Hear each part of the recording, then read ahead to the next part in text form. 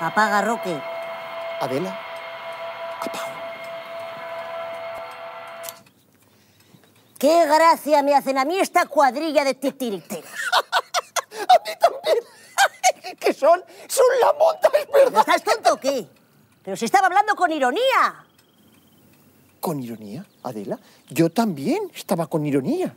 Se han pegado todo el programa protestando por el precio del ave. Todo el programa protestando por el precio del ave. Pero vamos a ver, si no habrán cogido un ave en su vida, ¿para qué van a coger un ave esta cuadrilla de payasos? ¿Para ir a Madrid? ¿Y para qué van a ir a Madrid? ¿Para trabajar de payasos? Si es que me parto de risa. ¡Se van a ir a Madrid a trabajar de payasos! ¿Te vas a comer esto? Sí.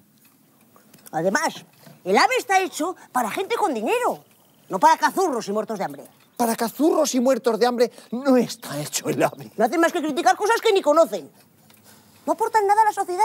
Pero eso sí, las ventajas del sistema, eso sí que lo quieren tener. Ellos sí que quieren ir en ave. Ellos sí que quieren ir en ave.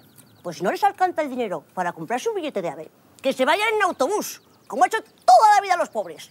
Y la gente de bien, la gente que no se mete con los demás, tenemos dinero suficiente para comprarnos todos los billetes que nos dé la gana. Todos los billetes que nos dé la gana nos podemos comprar la gente de bien. Hombre, si tú ahora, por ejemplo, te quieres ir a Madrid, ahora mismo, coges el ave y te vas. Yo me quiero ir ahora mismo a Madrid, cojo el ave y me voy.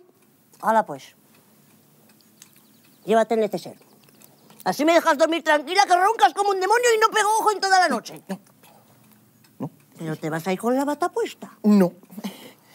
Eres una Dan, Roque. Eres una Dan, dame un beso. Pero venga, márchate, que llegas tarde. Adela. ¿Cómo eres de impulsivo, Roque? ¿Cómo eres de impulsivo?